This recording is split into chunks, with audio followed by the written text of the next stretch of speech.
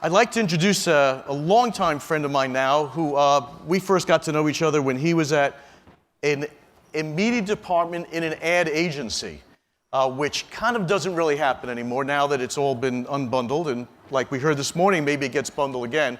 But running all of the global media for MasterCard is Ben Jankowski, who's a really smart media guy. He came up through the ranks of BBDO, the media department, and now he's been spending a lot of his time in Europe and London running the World Cup of Rugby and managing that relationship. MasterCard is very plugged into people's passions. They're very plugged into point of sale.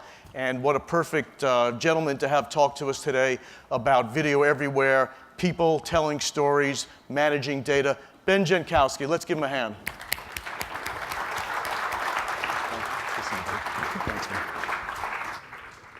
Thanks, Barry. I want to talk about, I'm going to focus today around data and information, and not so much as a way to buy cheap media, but as a way to help us storytell. So lights are really broad. I can't really see the audience, but I can guess if I ask for a show of hands of who's heard of big data, who's heard of programmatic media buying, and frankly, who's tired of hearing about it.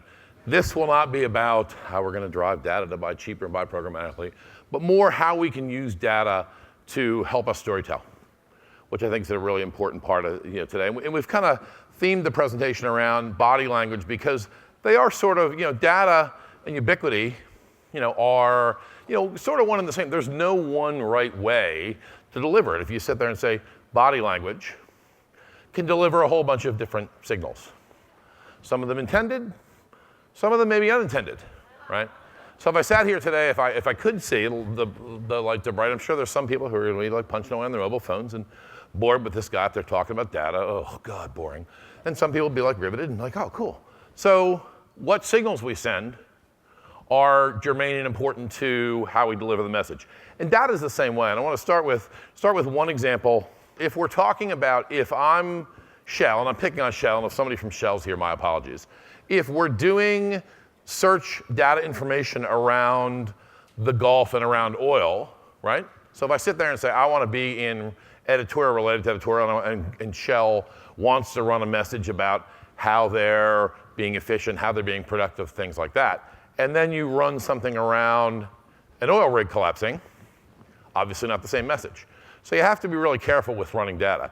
If I were a travel marketer, and travel's one of our big passions, and I wanted to do, messaging around search, and I wanted to do it around Egypt, unfortunately, all the news that's showing up around Egypt and travel today is probably about the airline that killed a couple hundred people yesterday, and not about, oh, what a great opportunity to go, go travel in Egypt. So you have to be really, really careful around how you manage data and information. And just looking at it on the absolute makes it really, really easy to make some wrong decisions.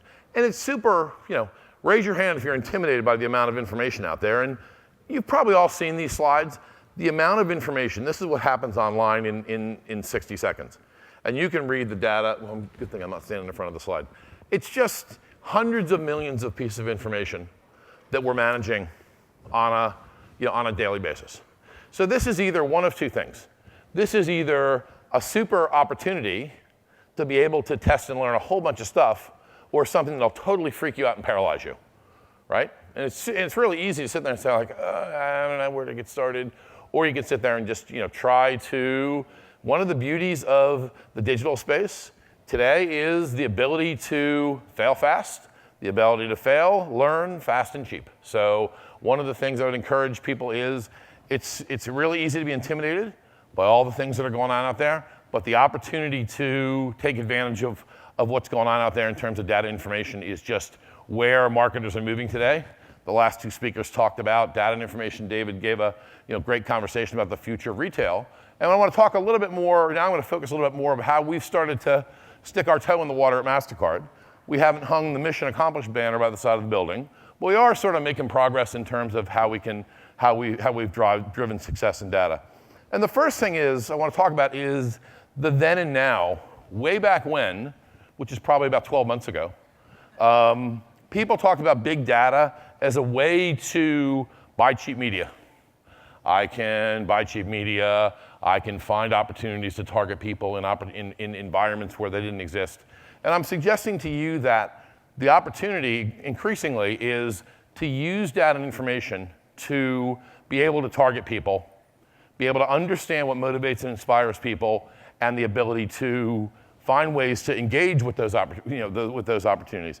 I'm going to show, I'm going to show two examples, but first, kind of talk about our approach. And there's nothing, there's nothing hugely revolutionary here. We spend a lot of time trying to understand what our consumer passions and behaviors are. In our business, everyone's got passions. We kind of focus on 8 passions. If I can get you to use your credit card, again, I'm selfish, I'm in the credit card business, or excuse me, a technology company in the payments industry. Sorry, boss. No one tell my boss.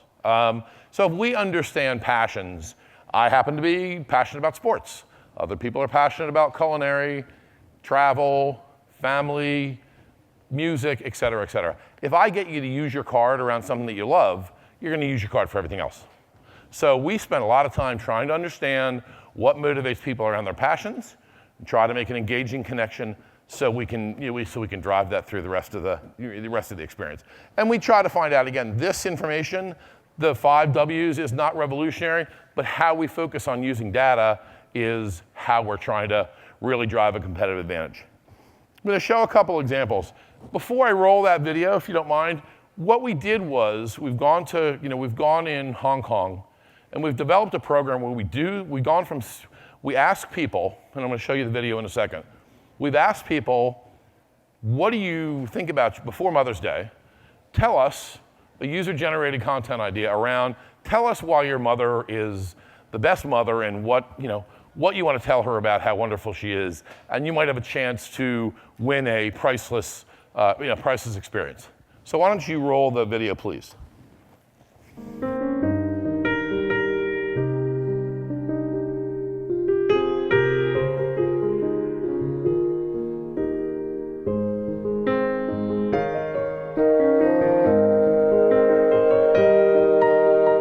我媽咪咧就喺個木屋區嗰度湊大我哋4個，所以其實我媽都幾勁。1年癌病，醫咗2個幾月係。佢就病咗之後，我諗就係我哋啦，同埋啲孫都係佢生存嘅一個好大嘅動力。做人幾好，願望到啦！我真係，我乜都想到又得到。我哋真係好想俾一個特別嘅嗰次。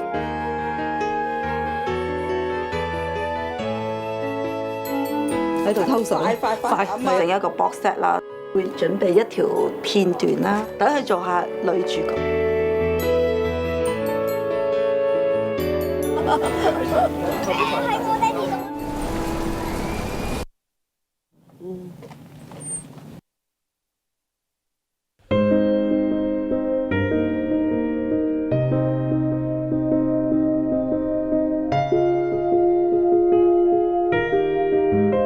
藉呢個機會咧，我想同你講一聲，我哋全部都好愛你。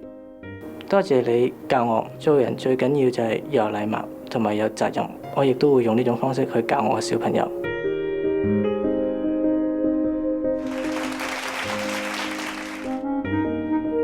你記唔記得咧？每年30晚我哋就好快食嗰餐飯咧，就執去戲院度咧帶我哋睇一場戲。原來咁多年咧，我哋大過咗之後咧，我哋冇帶過你睇過一場戲啦，已經。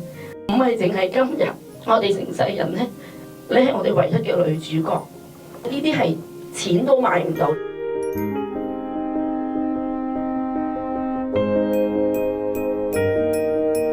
多謝晒。誠邀你們前往半島酒店嘉麟樓共進晚膳。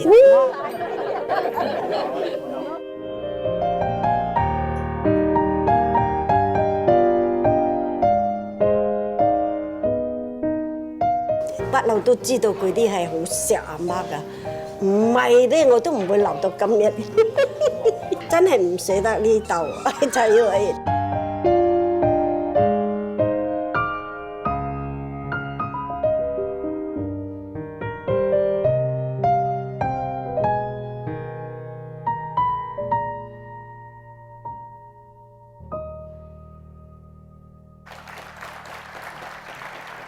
So it's kind of a cool story. It's a nice, heartwarming story. Everybody loves their mother, and for one family, they got an amazing experience. What we did with the rest of the entries, so now we have a couple thousand people.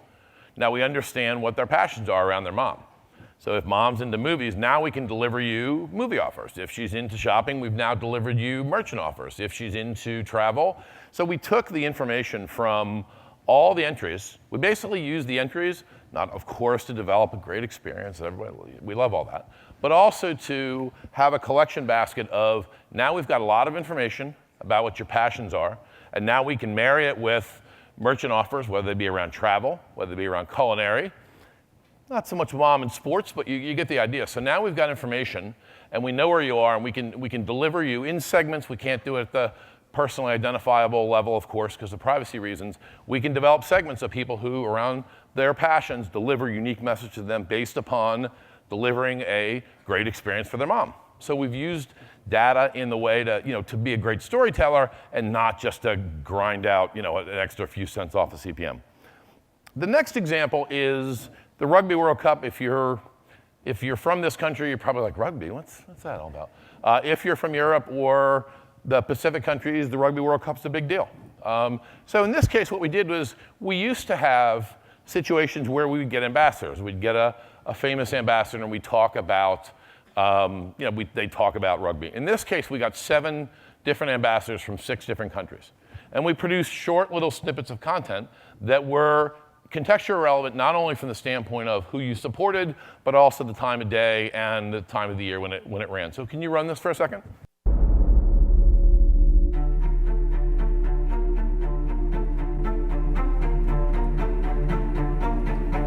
Great when you beat them, not so good when you lose. I only lost once, wasn't so good. It's part of being English is everyone wants to beat you, everyone's got some sort of beef historically with you. I love that passion. The alternative is not having any passion. When you win, it's great, when you lose, it's terrible, because they all want to remind you. I never met a Welshman who reminded me of the games we won by 40 points. They always wanted to talk about that one they won. The same with the Scots and the Irish. So that's fine, that's great. I think those games are the envy of most of the world because we have that history, we're right next to each other. We're not 4,000 miles away, so all our fans are there, their fans are here. We even let a few Welsh people live amongst us, can you believe that? So, you can run into them in your own high street.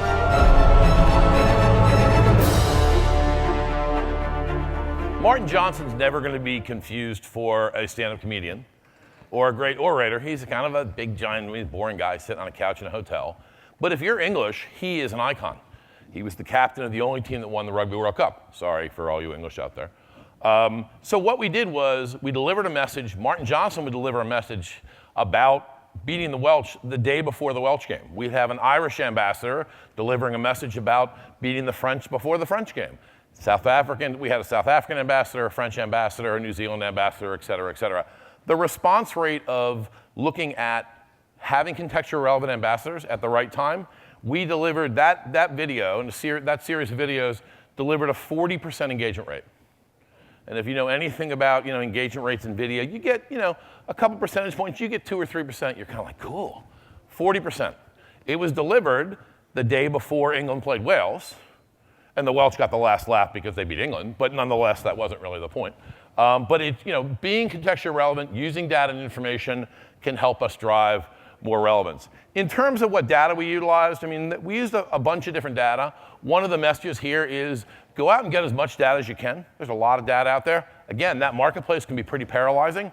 Try to go get as much information as you can. In the case of rugby, obviously we focused on card holders. You live in England, we delivered messages in England because that's where the Rugby World Cup was. It's easy to find out whether you're a rugby fan or not. It's easy to find out who you support. If you support England, you get a Martin Johnson message. If you support Ireland, you get a Keith Wood message. You guys get the idea. But it really helped us drive much more, much higher results, much higher engagement. If you look at the results, sorry, I forgot to take one of the, I lost the video because I knew I'd run out of time, which I have successfully run out of time. Mother's Day, 110,000 video views in 48 hours in a country with 7 million people. You look at that and you say, like, it's okay. 48 hours in a country that's roughly the size of the city of New York, that's pretty good. And then we had 10 million impressions on YouTube. And the business performance, the Performance, if you compare this campaign with its predecessor, it delivered results. It delivered merchant click-through rates that were double what we're used to seeing. In the case of Rugby World Cup, I talked about the 40% engagement rate. I talked about 1 million views in one day, again, in a country with 60 million people, not a country as big as this. We'll get business results for rugby. It just ended Saturday, so it's a little bit early to drive on results. So really, really quick, sorry I talk fast. Lessons learned, I'm trying to, some of the lessons learned would be test and learn. Testing, use data, use information. It's easy and it's okay to fail fast and fail quick, and use data to help us storytell.